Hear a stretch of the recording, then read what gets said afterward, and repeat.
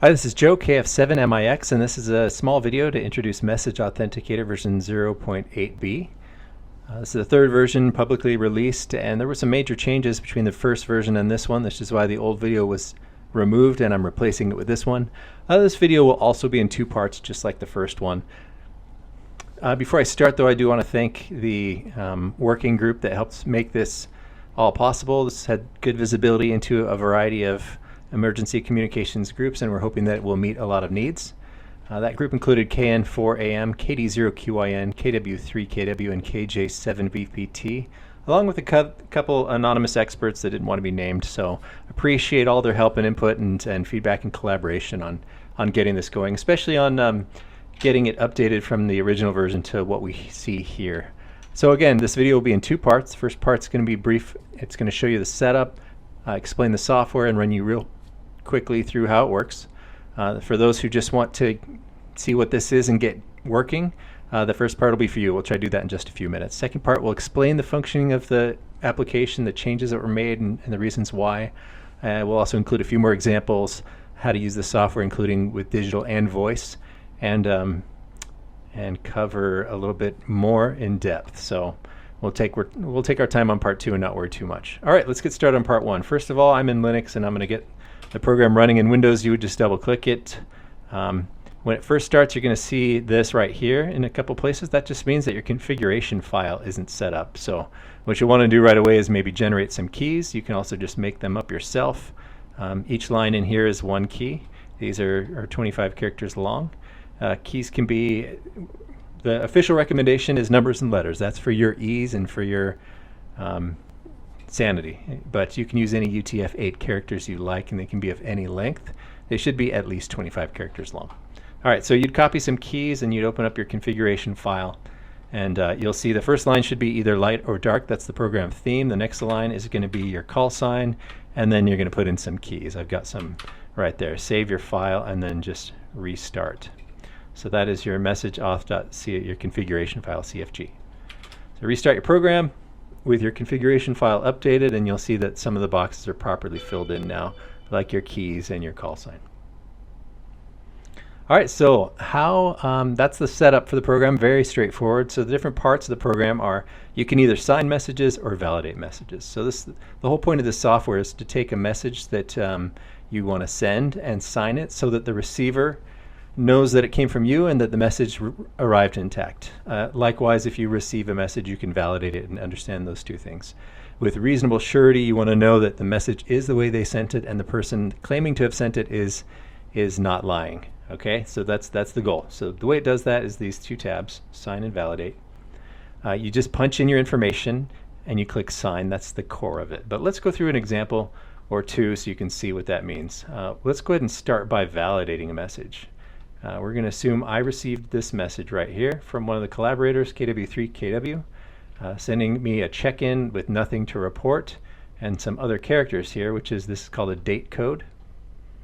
But let's go ahead and punch that into the validate section and see what we get. So I'm just going to type it in by hand. I'm the target station. The sender or the source station was KW3KW. The message was check-in, nothing to report, # BLNY, and the last three characters are actually the CRC, so FBO.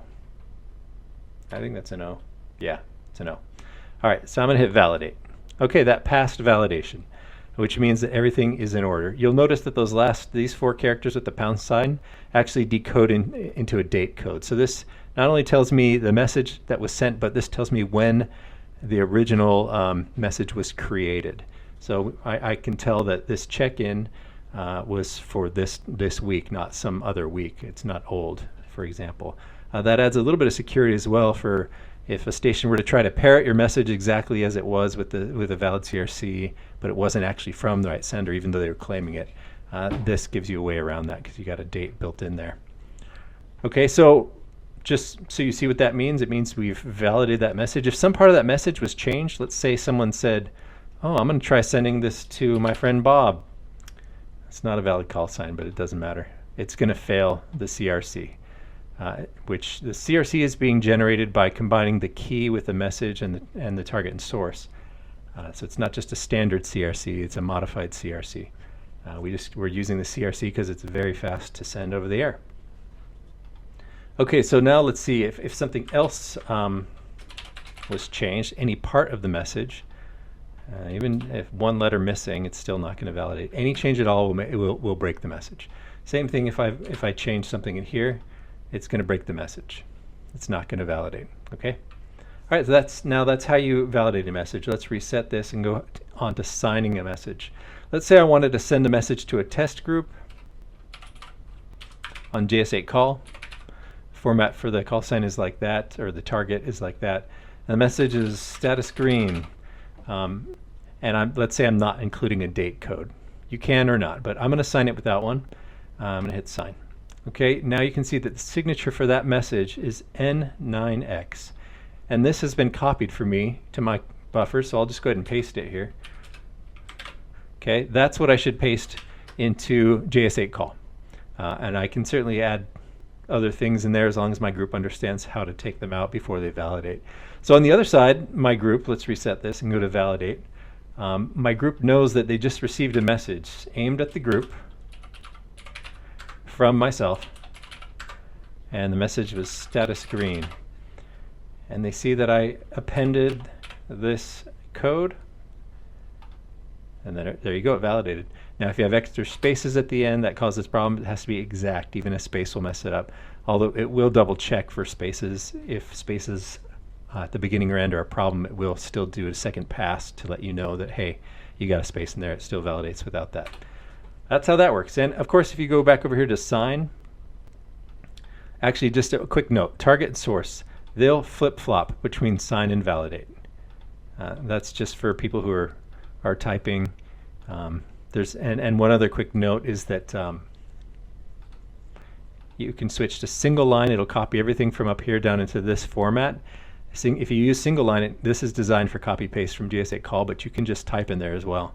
That won't do any swapping also between these two. Normally you wouldn't swap between these two. That's just this testing that we're doing.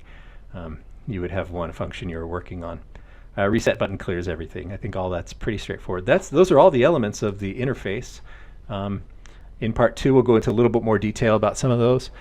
But that's all you need to know to get started. You can download the software from kf7mix.com. If you have questions, comments, or suggestions, you can send them to me. My information is available on QRZ. All right, so let's go into part 2.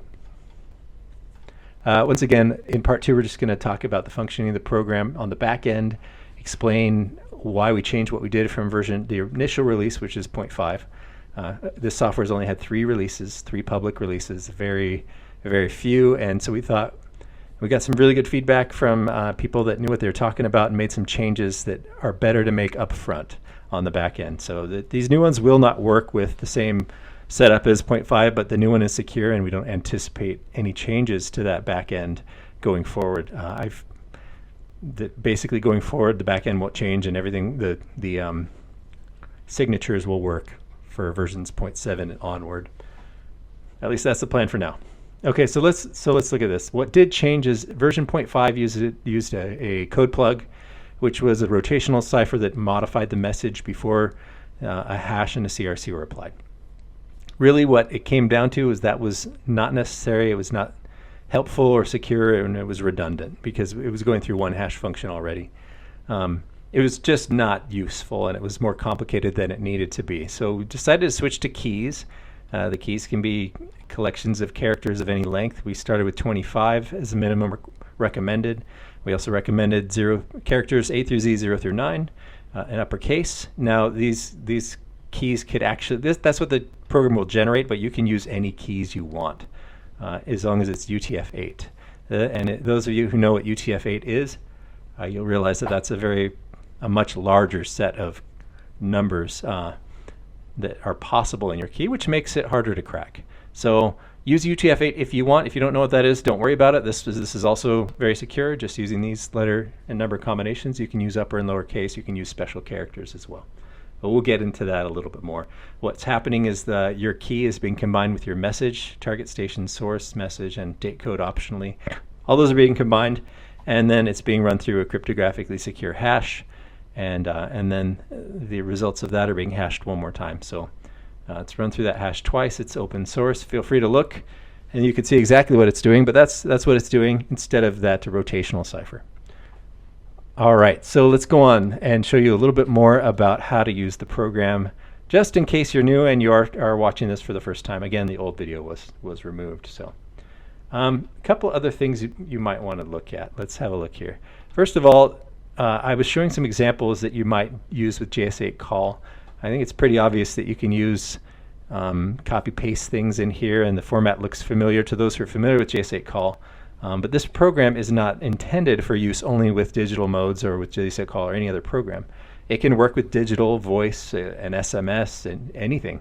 Any sort of way you can get a message to someone, as long as they know how to take it and put it in the software and you know how to make the signature. So let me just show you an example of that. Let's jump down to this one right here. Another collaborator, KD0QYN. Let's say he wanted to send me the message, meet at office 2 p.m. Okay, and let's say I get on the air and I hear him, and he's calling me and he says, "Hey Joe, you there?" I say, "Yeah, go ahead." And he says, "Okay, well, I got a message for you. It's going to be authenticated." And let's say I voice is a tough one, because normally you can recognize people's voices, but if conditions aren't good or if it's gone through a relay or two, then you don't have that. So let's just pretend it's gone through a relay, actually. Let's say I hear from some random person on the other. They say, "Hey, is this KF7MAX?" And I say, "Yeah, okay." "Oh, well, I got a message for you. I'm relaying it from KD0QYN. Okay, so I write that down. Oh, it's from KD0QYN. Okay. Oh, what did he say? Okay, he said it was for you. Okay, so that's me. He said the message was meet at office 2 p.m. Okay, he said meet at office. What else did he say? Oh, let's say the person on the other side said, he said very specifically, it had to be spelled out exactly like that. Meet at office, M-E-E-T, at A-T, office, O-F-F-I-C-E. Okay, 2, the letter P, the letter M. He also included a code. It was P-B-W. And maybe he gave me all this information phonetically or whatever else to make sure that I got it exactly as typed, okay? And then I thank him and I move on to the software. I say, okay, I need to make sure that really came from KD0QYN. So I plug that in. All right, meet at office 2 p.m. And the code was PBW. Well, it validates. That's an authentic message. Now let's say something went wrong. All right, let's say, I don't know, anything could go wrong. Let's say we got it transmitted wrong. This is a problem with the relay. Meet me at the office. Okay, 2 p.m., validate. Okay, I would say that didn't really work. Now my options here are, I could try to reach Mark and figure out if that was what he wanted or not. But at least I would know that, hey, there's something wrong and I need to double check on this information. If the message fails in any way, then I can't consider it authenticated. I can't trust it. That becomes especially important if you're authenticating something like a situation report or a check-in that has information on your status of a group member. You want to make sure that those messages are authentic and that their integrity is intact. There you have it. Now, if there's other problems, like if I get a message digitally and it has an extra space here, and I hit validate, well, I might look at it and say, I'm not sure about that. And I can just try. You just mess with it. And if you can get it to validate and it's a simple change like that, then good. Now, if I got a message that said meet at office at 4 p.m. and I validate it and I start changing it and I'm like, and that happens to validate, that's still, to me, it's like, why was that changed? Did somebody in the relay change it? Did they intend to interrupt that message, etc.? Anyway, hopefully that helps, but that understand what the point of validating is and how that works a little bit. So that's how it would work for a voice communication. Everything else is digital. You can copy paste. I did mention that the format is kind of set up for JS8 call. So let me just show you one other thing where that could be useful, and that's through JS8 Spotter, which is connected to JS8 call in something like MC forms. So let me just pull one up. I got some. These are just gathered off the air in the open, so there's nothing private in here. I'll just pull out randomly one of these. Okay. Actually, no, let's do this a different way. Let's do it. Oops. Let me restart that. I'm going to show you actually how you would fill in a form, and then how that would be useful for signing a form. So let's go into Tools, Forms, and fill in, let's do like a net check-in. That's 103. That's a real short one. So I'm going to load whatever I had in there. Okay, I didn't have one in there. So I got no traffic for the net. Status is operations normal. And the weather today is snow, actually, and so we're not going to get very warm. And I'm just going to hit post just like that. Okay, that saves it in expect. So here's a little plug for Spotter if you haven't seen Spotter. Okay, so that's my form right there. I'm going to load it up, and that's how the message is transmitted. All right. So let's go over to the Authenticator, and then let's reset this. And I'm actually going to be signing this message, so let me just go over to sign, and I'm going to paste that in there.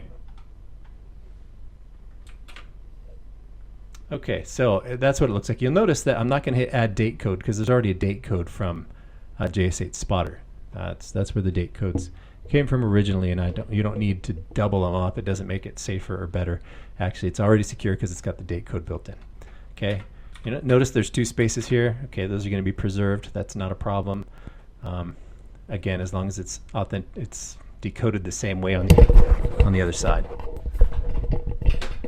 All right, so let's just and the target station in this case, this is for anyone who retrieves it. So in that case, your group could have a way of determining how to list that. We're just going to write QST, and let's just say that my group knows that if they retrieve a message from someone like this, they're going to enter QST as the target. Okay, and let's go ahead and sign that. All right, Q8E. So now I'm going to copy that, and I'm actually going to add it right here and save it. Now when this is retrieved, it will include that signature, and they'll be able to validate it. Again, it's going to look like that. So let's go over to validate. KF7 to QST, and there's the whole message, and we see that it's Q8E, so if someone else received it, they would type in the Q8E. And there you go. So that's how you would use it with Spotter and with like the expect system and MC forms. Hopefully that makes a little bit of sense. My microphone was falling off of its stand while I was trying to do that, so things got a little bit awkward. But all right, I'm just going to close that for now. All right, and let's see what else we need to talk about. I think everything else is pretty much straightforward in here. I showed you the different things it could do to validate different. Let me talk a little bit about these key generators as well, though, since we're not in a rush here in part 2.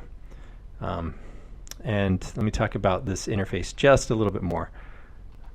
All right, so the interface, let's set it back to these top ones and hit reset. If you're on single line and you hit reset, it's not going to fill anything. If you're on the multi-part input and you hit reset, it's going to take this from your configuration file. If you swap between these two, it's going to swap target and source. That's because generally when you're signing things for yourself. Generally when you're validating things aimed at yourself. You can, of course, just erase those. You can use tab on your keyboard and shift tab, and you can use the delete key. So you don't have to hit backspace. It'll highlight when you hit tab or shift tab, and you can just hit delete, and it'll delete the whole thing. All right, so pretty straightforward there. One more thing on this. So this will, just so you know, it will swap those two when you flip between these. So normally you wouldn't be flipping between these except if you're goofing around like I am now. But that's designed so that if you start punching things in and you want to, and you were on the wrong one, it'll switch it probably to what you need it. It's trying to be helpful.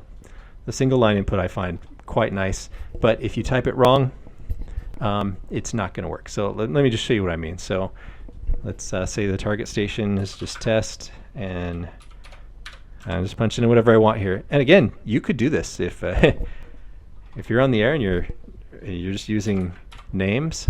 You could say, okay, I'm sending Joe was sending a message to Dan. The message was whatever. It doesn't matter. You can create a code to validate that.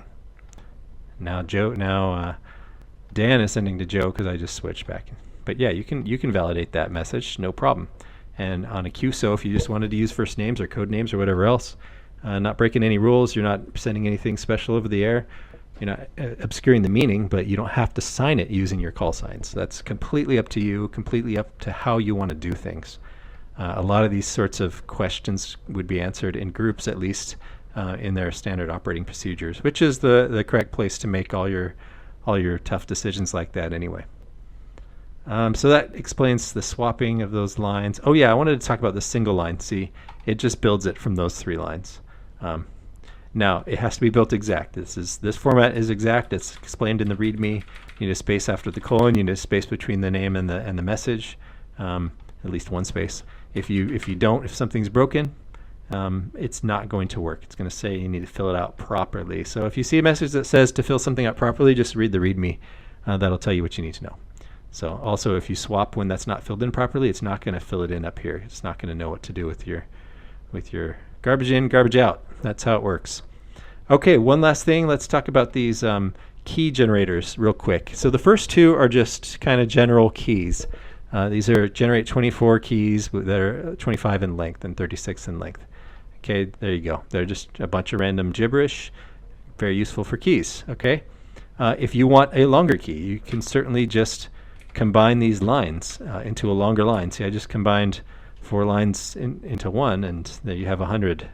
No problem. Combine them that way if you want, or copy and paste them, put them in your text editor, and combine them there. Do it however you want. This is just a place to start from as far as random keys.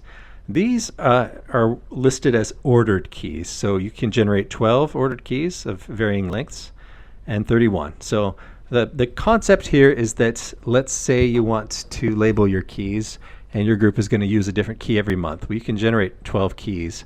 Notice that it's a little longer to accommodate for the numbers that it has placed at the beginning of the key. All right.